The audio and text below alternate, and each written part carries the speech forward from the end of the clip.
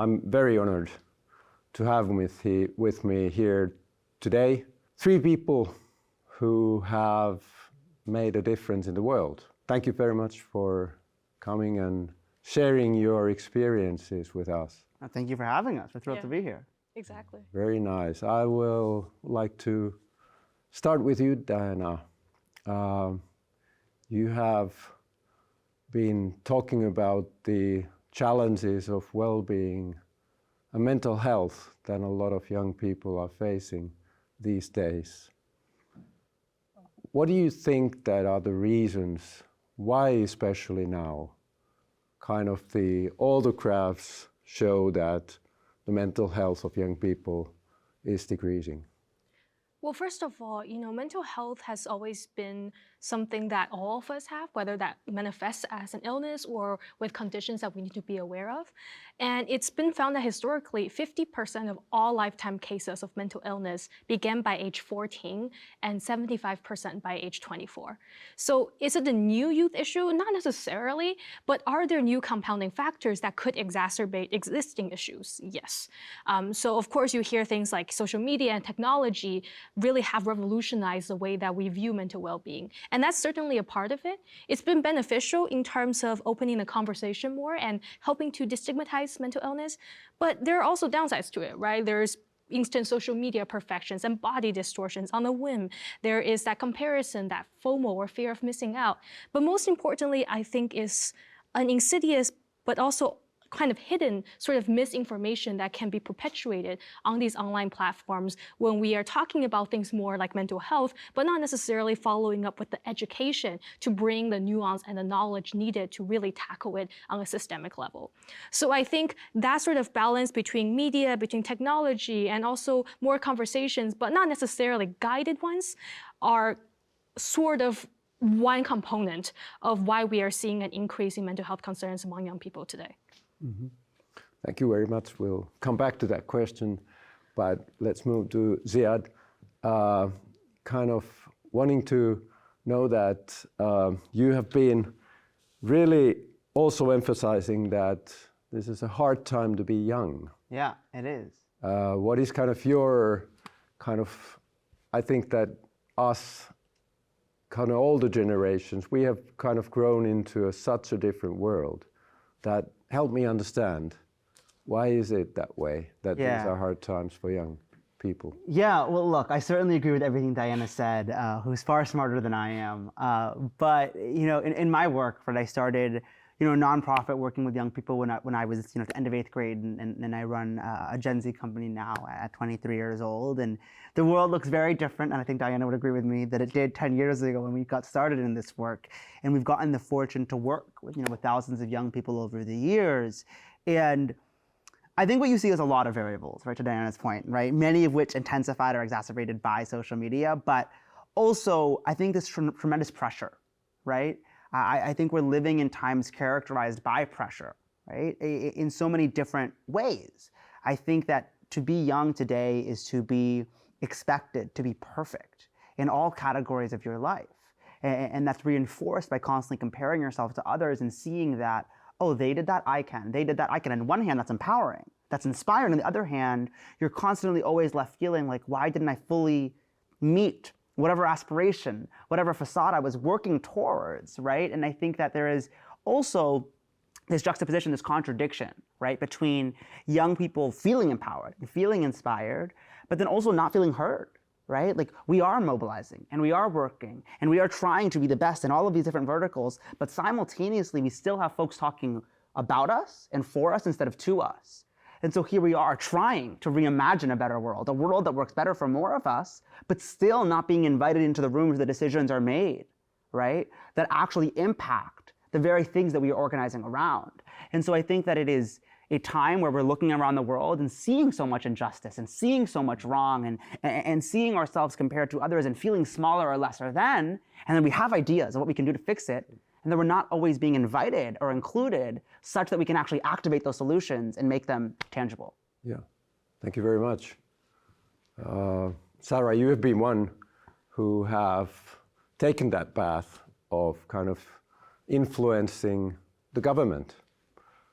What are the challenges that you were faced with, kind of trying to be heard, as Ziad was saying? Yeah, so the first time I shared my story of being an undocumented young student was when I was 17, out of high school to the president of Costa Rica. So the pressure was on. I was pretty loud in public when I first started to get into storytelling. And the more I shared my story, I realized that as a young woman who was not only talking about status, but about language accessibility, immigration rights, and human rights at large for the immigrant community in the US, there would be an opinion about me.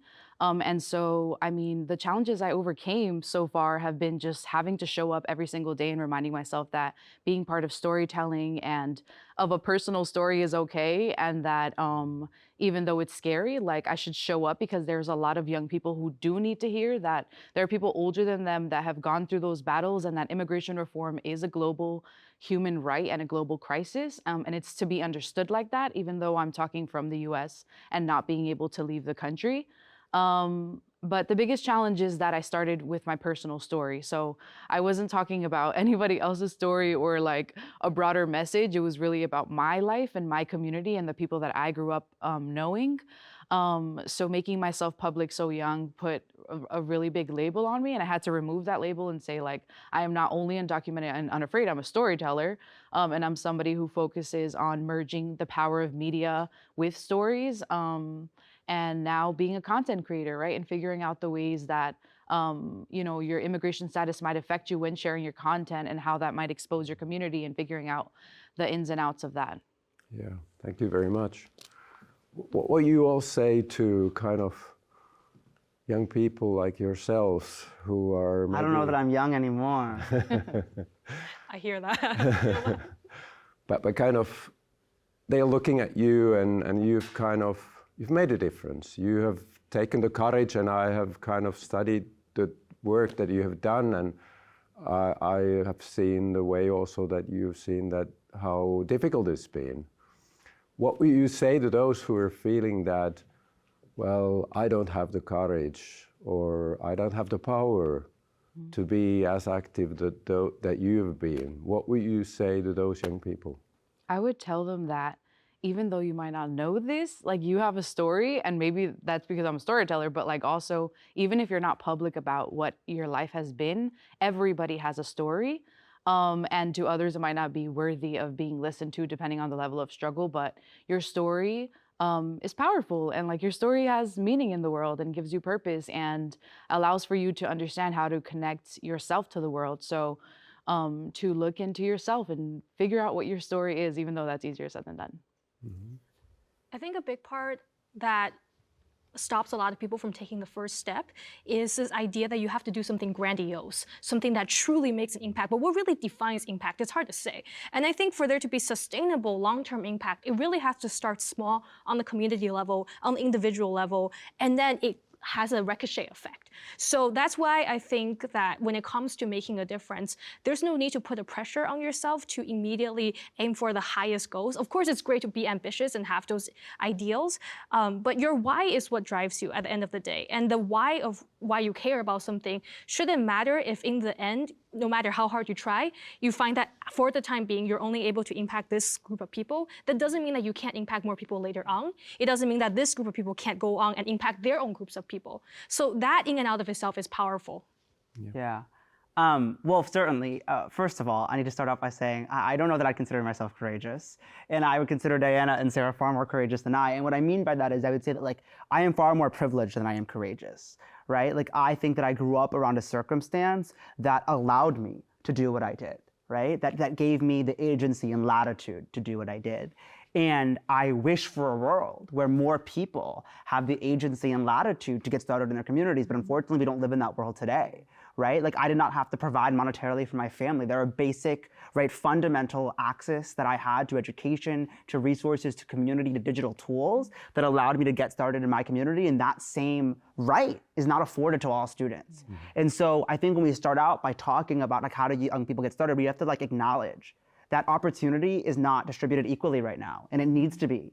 And so if we want young people to mobilize and create this ricochet effect, we have to be invested in providing more young people and democratizing that opportunity such that people can meaningfully get started. But also, it's important for me to acknowledge that when I look back on my own story and starting an organization, I was like 13, I regret it.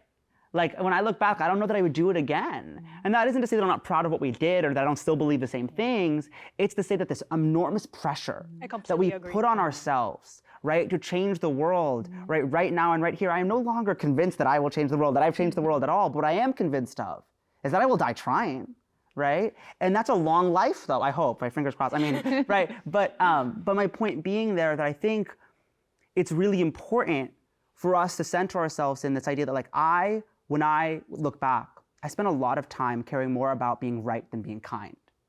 And if I could go back and do things differently, I would spend more time being kind than being right. And what I mean by that is, I don't know that making change in one's community needs to necessarily look like starting an organization. And that's one valid way to make change. Sure, fine, great. But so is showing up with kindness. Right? Yeah. So is picking up the little thing, right? And fighting that battle within your school community or within your household. And there's so many battles that all of us are fighting, and I am not about like celebrating one instead of the other, right? I don't see myself as having made more change than anybody else will be in the audience today, because I believe that each of us are uniquely fighting distinct battles, and I was in a privileged enough position to do so publicly, right? But the private battles are not lesser, right? And I think that we as a society benefit from the ability of young people to look at the world and say, just because things have been this way does not mean they have to stay this way. Sure. And I think to whatever extent each of us can be invested in making things work and look differently and reimagining our tomorrow, like, that is when we win. Very good.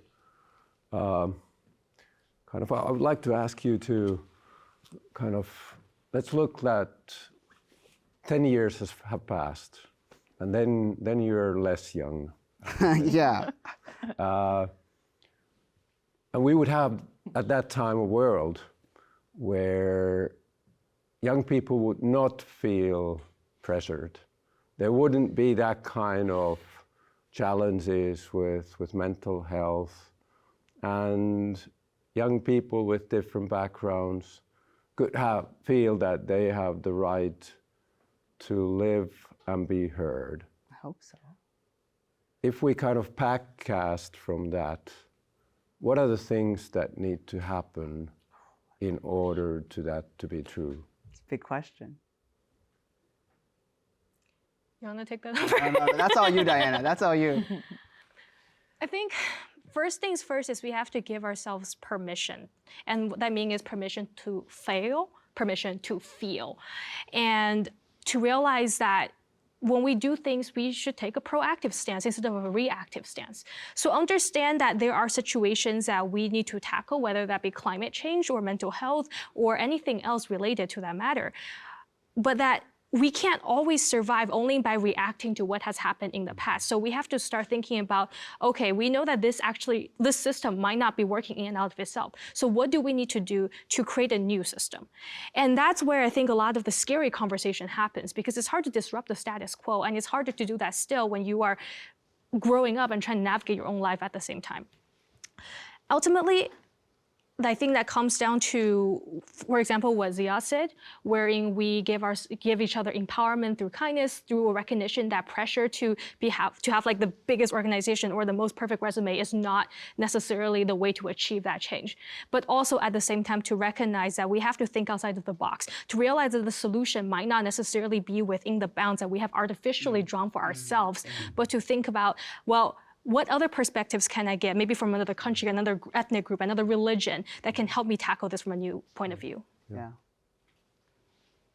You go. Okay, I'll go.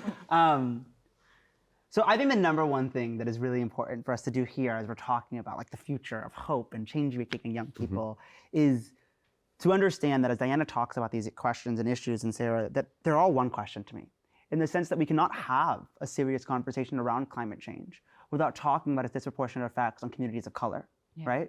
Without talking about within those communities of color that it disproportionately affects women and queer folks, and without talking about the entrenched inequality, right, across so many different groups, right? And that the only way that we can meaningfully work towards a world where every kid can grow up and dream and have the agency to achieve those dreams rests on our ability to create a world where every child, every kid feels free, right, to be themselves. And that requires undoing and critiquing, right, and rebuilding system, right? The very way that we communicate, the very way that we structure problem solving. And a lot of these solutions already exist, right? It isn't necessarily the case that every time we need to be reinventing the wheel. The wheels exist. Communities of color, queer communities, indigenous communities, right, have created a lot of solutions to these problems for generations. They have not been given the resources and or amplification for those solutions to work at scale. And so I think if we are to look at, in 10 years, that utopia that you presented, it's hard to imagine, right? Because right now we live in a world that has internalized this quarter over quarter mindset that if I don't achieve more than I did last quarter, I have failed, right? That has presented stagnation as failure, when really maintenance is success, right? And we have created, right, a very way of thinking that sets us up to feel small, to feel bad, right? To critique, to compare ourselves against others, when instead we ought to work towards a community-centric, community-oriented approach where we build together. We win and lose together, but we look at any kid and think of them as our own, because it's only then that every kid can grow up and feel that sense of empowerment, that sense of agency, that sense of freedom. But I am reticent to believe that world is immediately possible because the powers that be, the decision makers that be, seem quite unwilling to reimagine, seem quite unwilling to be uncomfortable, seem quite unwilling to include diverse young voices that represent these communities into the room, to reorient the way that it operates. And it's because it's exhausting. It's because it's hard, but it's necessary, right? And I think that is what you're hearing from a lot of young people today, is that we don't care how hard it is worth it.